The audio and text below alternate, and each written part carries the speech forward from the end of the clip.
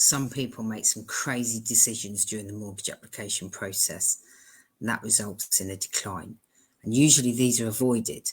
So just because your application has been submitted, it doesn't mean it's the end of the road, because you can make your application go from an accept to a decline in one crazy moment. Hi all, I'm Jenny from Your Mortgage Hub, and I'm here to help those starting out or starting over with their mortgage applications by showing you what you should and shouldn't be doing when it comes to applying for a mortgage. Had a client who came to me, we submitted the full application, everything was going along really nicely. They'd paid the valuation fee, that had gone ahead, and then suddenly we got the email that no broker and no one wants to receive, which is, sorry, your application has been declined. Now, after I'd finished coming out of my initial shock, because that should never have happened, I spoke to the lender. Now, not all lenders will tell you exactly why they've declined it, depending on why they've declined it. They kind of alluded to the fact that the credit file had dipped under what they felt or was deemed acceptable, and there had been a max borrowing, so they now could not afford the mortgage that we wanted. So the next call was straight on to my client to understand what was going on. Now, after speaking to my client, they'd promised me they'd not taken any new credit and that they was going to speak to their other half. After speaking to their other half, it turned out they'd decided to take a £300 loan for a season ticket over a 10-month basis because they didn't want to spend £300 because they were getting a mortgage. So I had to explain to them this had just created their mortgage application to be declined by the lender. The reason for that is twofold. One, taking that extra credit meant it was no longer affordable to the lender and to them for the amount they wanted to borrow. And number two, it meant that credit check had then dropped their score too low for what the lender deemed acceptable. So not only had they paid for the valuation fee, not only had the valuation completed, now their action meant that had been declined.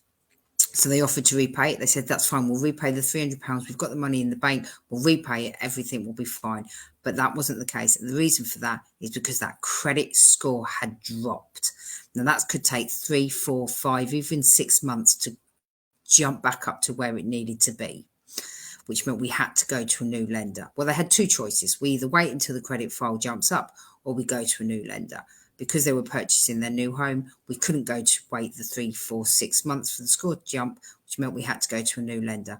That meant new valuation fees, and that meant a new interest rate and a new monthly payment. Now, not only had the rates gone up during that time, but because we had to go to a lender that would do a credit check rather than use their credit score, it meant their interest rate naturally went up. So probably over the term of that mortgage, that £300 loan that they took has cost them £3,000. Never ever take credit when you are submitted your mortgage application. A lender will check your credit score at agreement in principle stage. They will check your credit score at mortgage application stage, and then they will check it once they issue the funds. If there's been a change in that, that lender has the right to decline that mortgage application. So here are the 4 most common mistakes people make when their mortgage has been submitted and it causes a decline by their own actions. Number 1, taking out credit. Now, that could be a personal loan, a car loan, that could even be a mobile phone contract. Some lenders will see a mobile phone contract as a loan and treat it in the affordability. It will drop the score if you take any new credit because they'll do a credit check on you, and if it drops under that, what the lender deems acceptable, they could decline it based on that alone.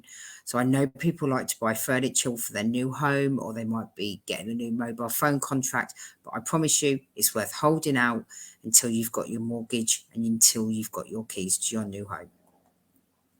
Number 2, increasing credit card balances. So it's revolving credit. Lenders don't really like revolving credit in the first place because you could suddenly go and max out your cards.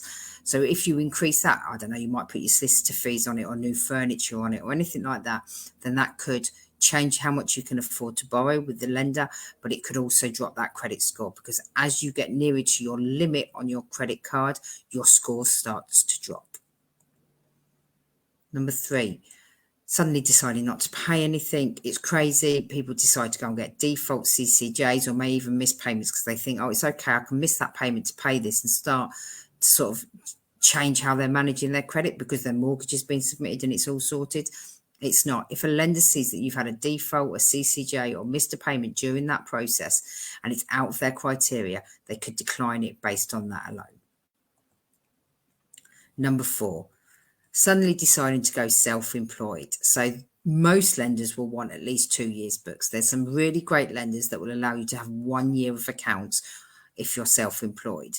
But if you suddenly jump to go self-employed, you need to wait at least 12 months before you can apply for a mortgage because we need that first set of books. So if you decide to go self-employed during that mortgage application process, the likelihood is the lender's not going to support that income and they're going to decline the mortgage application.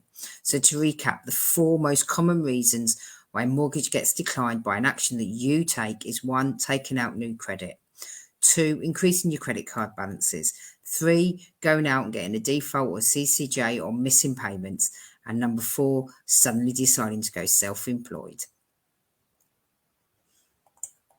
So if you want to avoid making these mistakes and make sure your mortgage offer ready, drop me an email or comment below and we can get a mortgage discovery call booked in. And as always, for more hints and tips on what you should and shouldn't be doing when it comes to applying for a mortgage, check out my page.